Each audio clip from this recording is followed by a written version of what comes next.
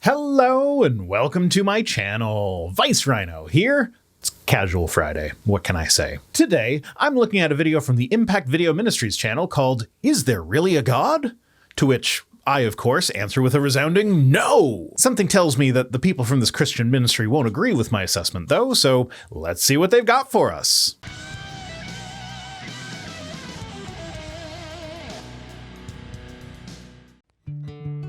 Is God real?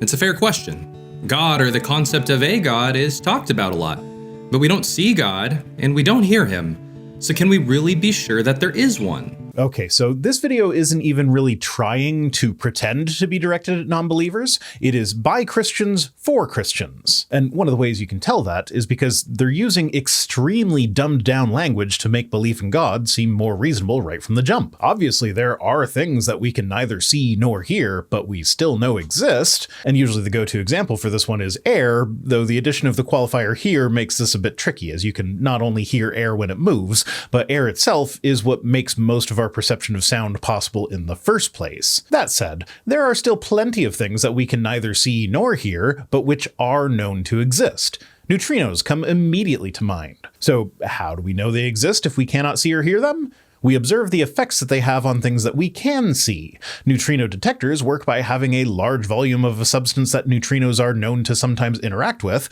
and looking for the effects of that observation. A flak of Cherenkov radiation in the case of water, excess argon or germanium in the case of chlorine and gallium respectively, among others.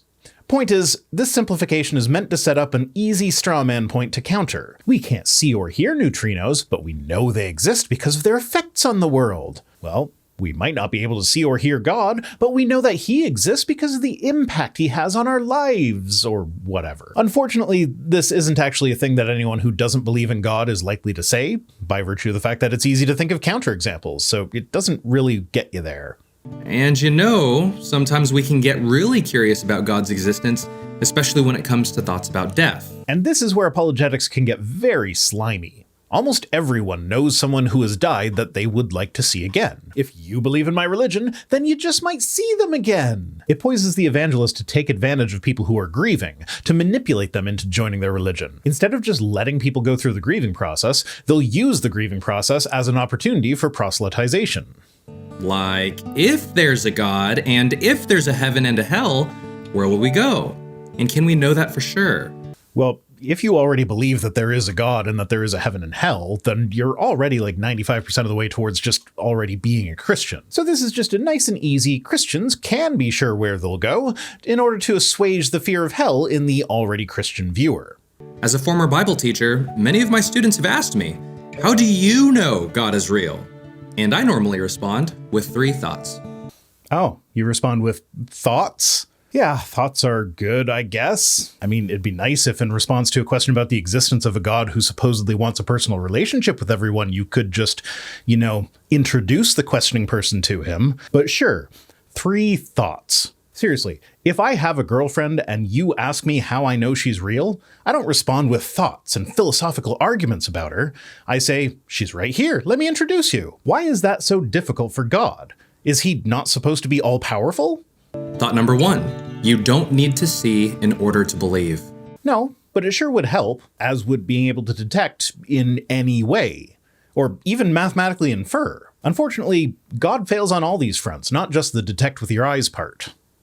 Now suppose we went to an art museum, and imagine us seeing a painting of a beautiful landscape, and you told me, wow, that artist is good.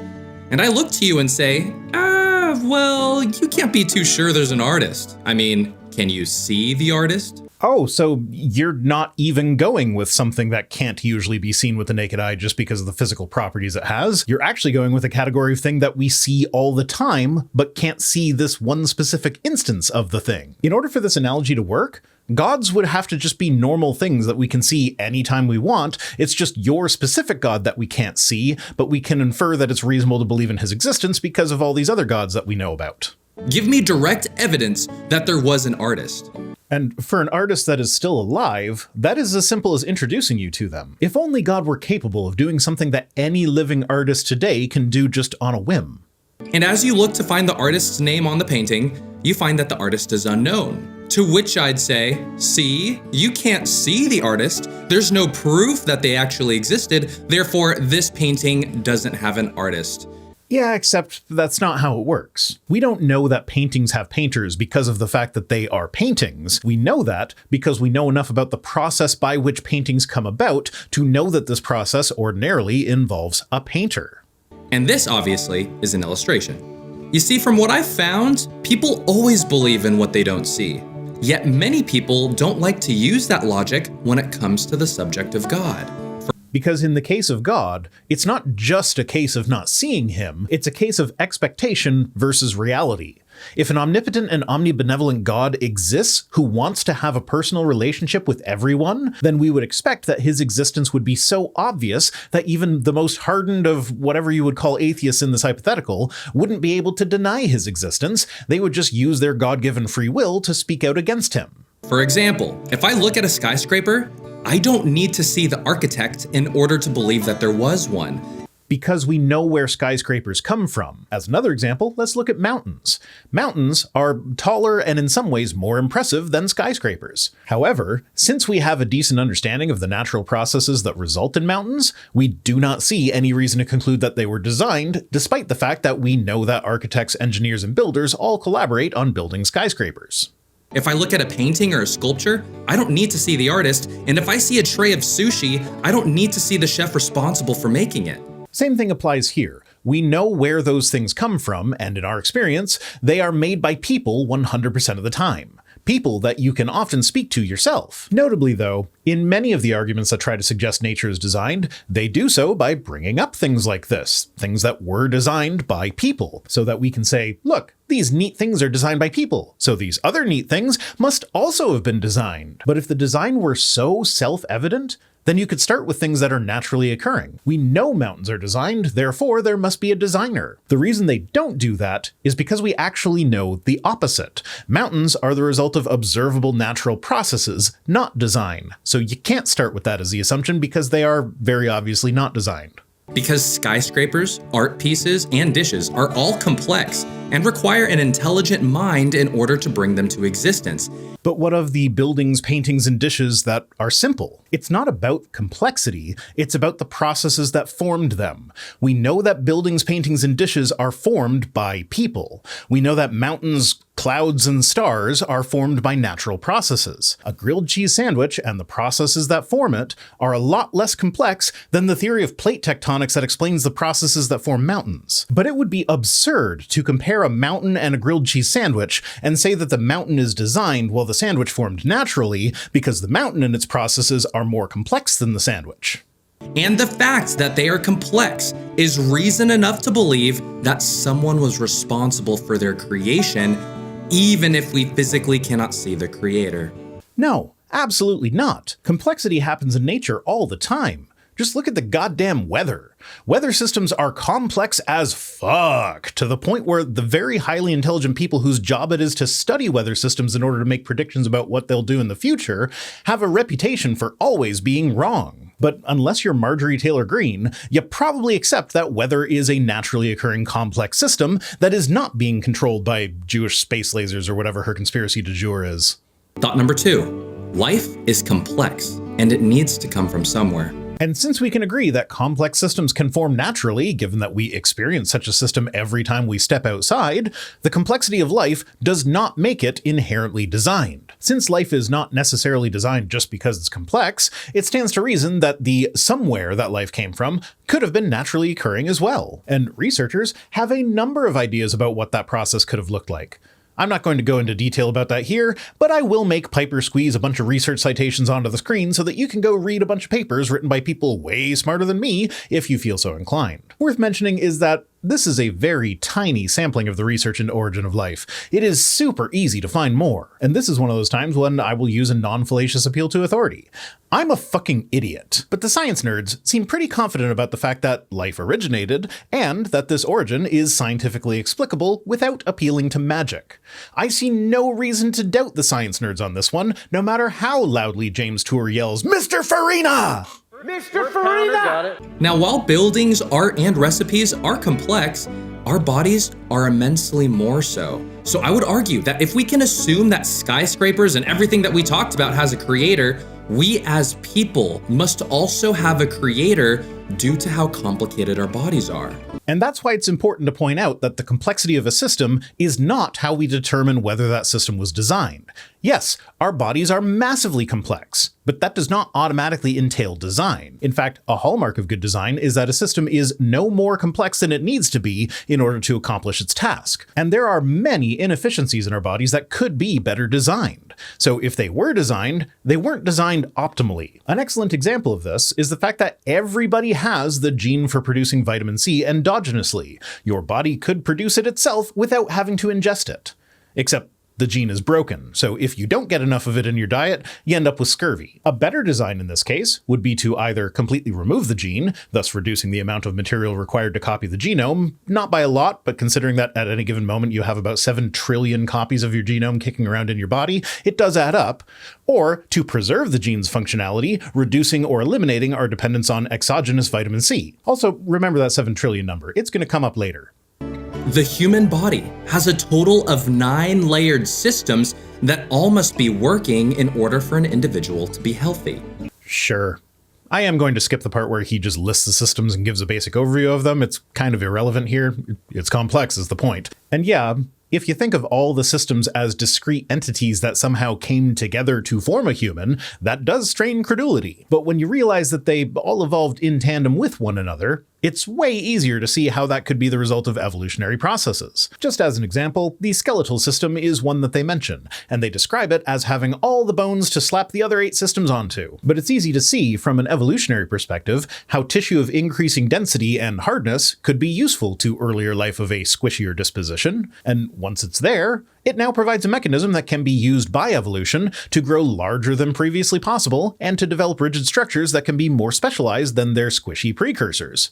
And while bones evolve to take on certain shapes and sizes, the other body systems evolve with them. And that is just one example. And it's an oversimplified picture of it at that. I will once again defer to the expertise of the science nerds. Point is, you can do that with all of the bodily systems, and it becomes incredibly obvious how they evolve together in tandem. But creationists will often talk about these systems individually as though a fully functioning circulatory system evolved in one organism and a fully functioning digestive system evolved in a different organism, and somehow these 2 organisms existed without any of the other systems until they came together and combined their systems like a Cambrian Voltron. But that's just not how it works in reality.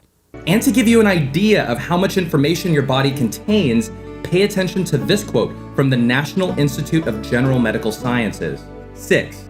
That's how many feet long the DNA from one of your cells would be if you uncoiled each strand and placed them end to end. Do this for all your DNA, and the resulting strand would be 67 billion miles long, the same as about 150,000 round trips to the moon. I'm not sure why this would even be relevant. Like, yeah, DNA would be long if you uncoiled it, and our bodies contain a lot of it. But the thing is, every single one of your cells contains your entire genome, except of course the red blood cells, which actually make up the majority of your cells. So it's not like that's how long the blueprints for your body are, it's that that's how long the blueprints for your body are if you make 7 trillion copies of them. That would be like pointing out that my copy of The Rocks Were There, Straight Science Answers to Bent Creationist Questions Volume 1 by friends of the channel RJ Downard and Jackson Wheat has 827 pages. Each page is 23 centimeters long, so if you take all of the pages out and put them all in a row, it'll be about 19,000 centimeters long, or 190 meters.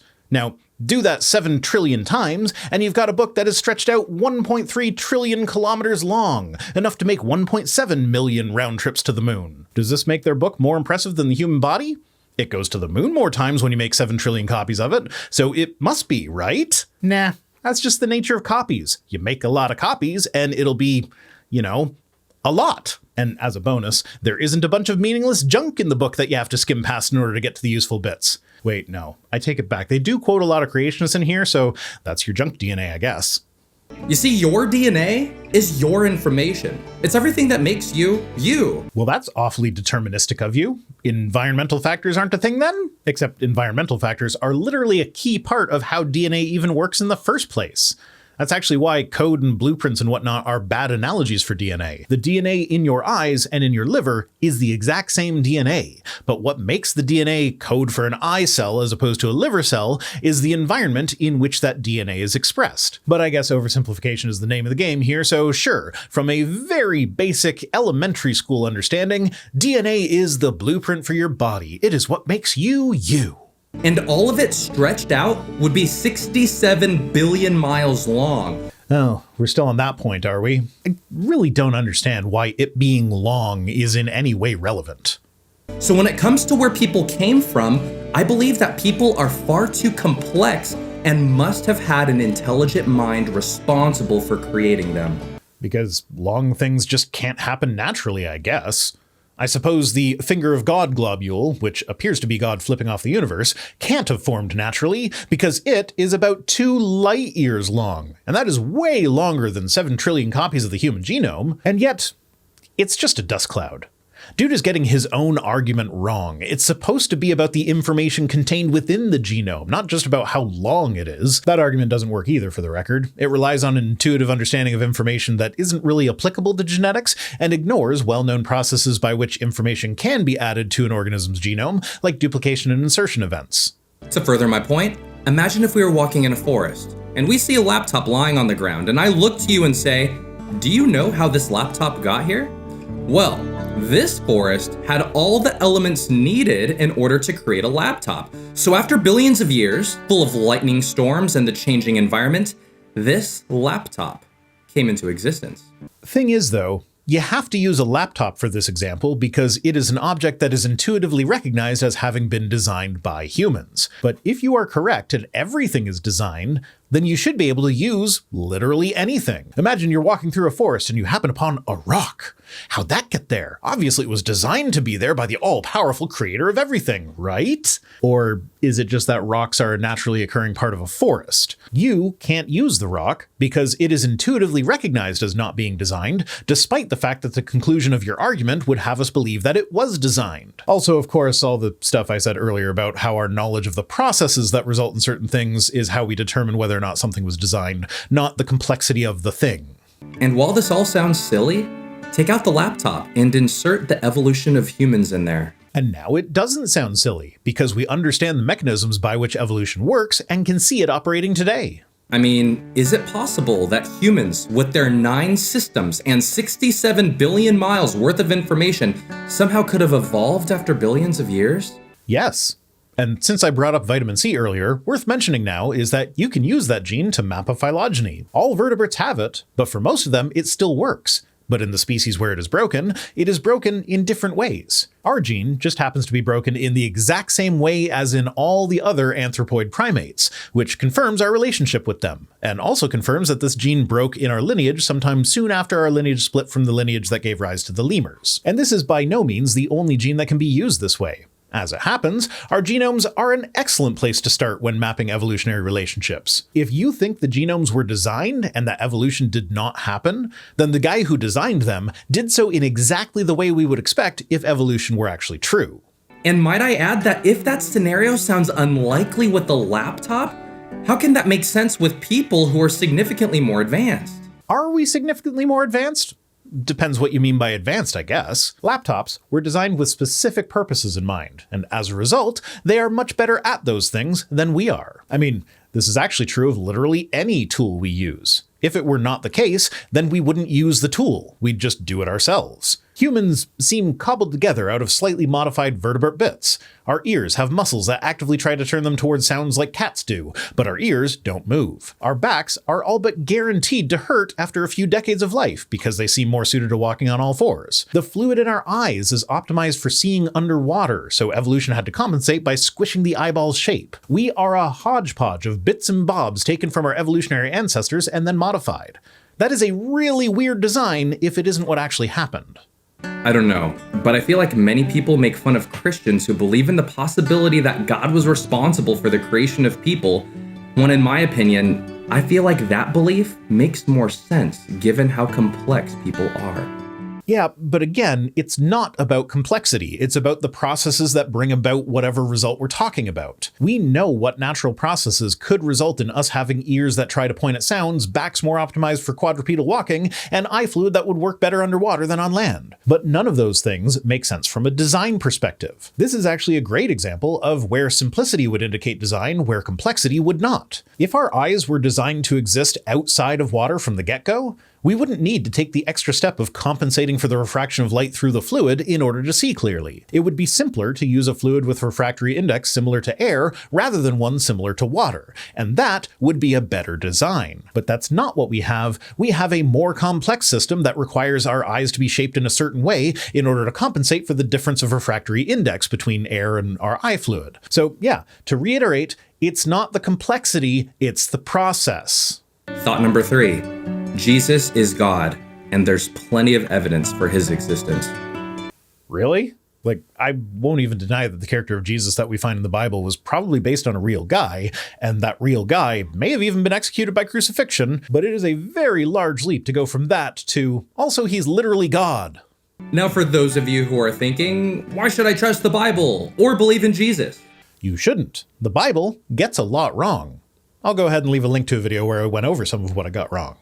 Well, one reason why one might trust the Bible is because according to Dr. Sean McDowell, in 2018, the New Testament of the Bible has 23,986 historical documents supporting it. Funny, you've got that statement in quotation marks as though that were a thing that Sean said. Well, when I googled that number with Sean McDowell's name, as it turns out, that was the count of known manuscripts from books of the New Testament as of 2018. When I hear supporting document, I'm thinking corroboration of people and events that are not contained within the Bible, like when Philo of Alexandria and Josephus wrote about Pilate. That is corroborating evidence for the existence of Pilate as more than just a literary figure from the Bible. Of course, these documents don't corroborate his behavior, see last week's video for more on that, but they do corroborate his existence. So for you guys to change manuscripts to supporting documents seems somewhat disingenuous. What this works out to is that there are some 23,000 handwritten copies of the Bible. Actually, that's giving it too much credit. There are 23,000 handwritten copies of portions of the Bible. Some manuscripts are tiny fragments, like this one, dubbed P52. It is the oldest manuscript from any New Testament book, dating to sometime in the middle of the 2nd century CE. And this image that I'm showing you now, that's the whole thing. It's about the size of this little tin that I keep my toenail clippers in. What? Everyone compares it to a credit card. I'm trying to be different, okay? Leave me alone. Anyway, the vast majority of the manuscripts from the New Testament were written more than 1,000 years after the events they described would have been happening. And a lot of them are copies of other manuscripts that we also have. So this would be like if I uploaded this video to multiple YouTube channels and then said that I am more likely to be correct because there are more copies of my video than the one that I'm responding to. It's just not a meaningful way of determining the accuracy of the contents of the Bible. But even if we ignore that and assume that the majority of the documents were quite early, at best, this would mean that we know with a high degree of certainty what the original documents would have said. It would not even begin to speak to whether or not what is contained within those documents is true. This is just the, if there are lots of copies of your DNA, it can stretch to the moon and back a bunch of times argument, but for a book instead of DNA. In fact, the source that they used for the number of manuscripts, Sean McDowell's blog, does exactly that. Quote, a stack of existing manuscripts from the average classical writer would measure about 4 feet high, yet the New Testament manuscripts would stack to more than 1 mile high. Great. There are lots of copies of the New Testament. That isn't particularly impressive when you consider that most of them were written during a time when the Catholic Church had control over much of Europe and had dedicated teams of monks in monasteries doing nothing but copying out books of the Bible. In McDowell's article titled, "What is the most recent manuscript count for the New Testament?" he quotes, "How do the New Testament documents compare with other ancient books? A stack of existing manuscripts from the average classical writer would measure about 4 feet high, yet the New Testament manuscripts would stack to more than 1 mile high." God damn it, I really need to start watching ahead when I'm scripting. Turns out I didn't need to do any Googling to find the article. They actually just directly quote it. And they quote the part that I already used to point out that they're just making the "holy crap, there are a lot of copies" argument again. Let's skip ahead a bit and see if they say anything more interesting later. I'm not going to cover all the reasons why you should trust the Bible in this video. That video is actually being worked on. Okay, I'm gonna have to go looking for that video at some point, because as far as I can tell, you haven't even begun to cover any reason that would explain why I should trust the Bible. If you make lots of copies of it, the pile of copies gets tall, is just not a reason to trust the contents of the book. Unless, of course, that book is The Rocks Were There by Downard and Jackson. You can trust that one because just look at how thick it is. If the Bible makes a big pile when you copy it, that one will surely make an even bigger pile, and the bigger the pile, the truer the book, right? We win by girth. But we will provide the link in the description below once it's uploaded. It's been 2 years since this video was published, and as of yet, that link has not been added. Doesn't mean they didn't make it, but don't promise links in the description if you're likely to forget to include it. Unless, of course, you also include a joke about your forgetfulness, which I have done in the past. I don't remember if I remembered to add the link when I did that. I don't even remember what video it was on. So all y'all's homework is to watch every single video on my channel and then comment when you see that I said a link would be in the description, but it is missing. Oh, that might be too much work for engagement baiting. Anyway, my curiosity got the better of me, and I perused their channel looking for that video, and I didn't see anything whose title or thumbnail stood out as indicating that it had anything to do with reasons why the Bible is trustworthy, but they did address the pressing concern about whether or not it's okay for Christians to watch anime. So they're clearly just focusing on the most important topics to modern Christians rather than, boring old stuff about whether or not the book that Christianity is based on is even true. But for those of you who are genuinely looking for the answer to the question, is God real? I would consider what the Bible says in John chapter 1, verses 1 to 3 and verse 14. In the beginning was the Word, and the Word was with God, and the Word was God. He was in the beginning with God. Blah, blah, yada, yada. Bible says that God is real, so God is real. Whoop-de-doo! There are many holy books that say similar things about their gods. This is unconvincing, to say the least. And according to over 20,000 historical documents that are a mile high, Jesus existed, and he lived so you can hear this message.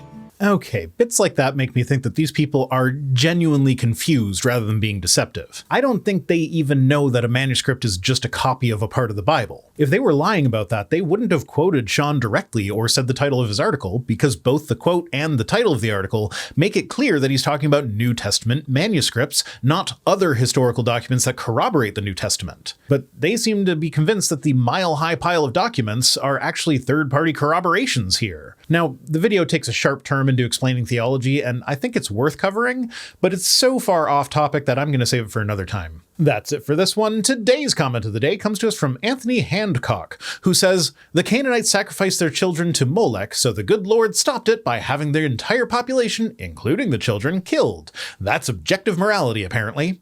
Indeed, that is what we find as the justification for God's commanded genocides. Those people killed some of their children, so we need to put a stop to it by killing all of their children. Thanks for watching. I'll be back next Friday with more, but if you need to get your Rhino fix in before then, I live stream with Cirrus every Wednesday at 8:30 Eastern on my other channel, The Watering Hole. Thanks to Piper for being my editor, and special thanks as always to my patrons, who are the length that proves the truth that is my channel. If you'd like to help me be even longer, you can join us on Patreon for as little as $1 per week over at patreon.com/ViceRhino, or by supporting the channel in one of the other methods that can be found at links at vicerhino.com. I don't care that I slurred that, I'm keeping it. Which is also where you'll find links to my other projects. If for whatever reason you want to send me stuff, my P.O. Box address is in the description. See you next time.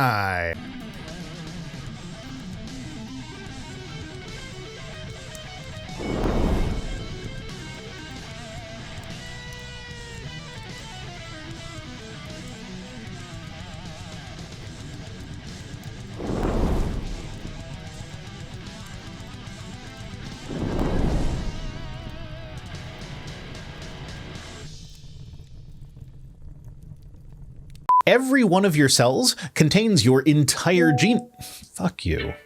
That was Piper, by the way. So I just said fuck you to Piper. Hi, Piper. I'm sorry. I should probably answer your question.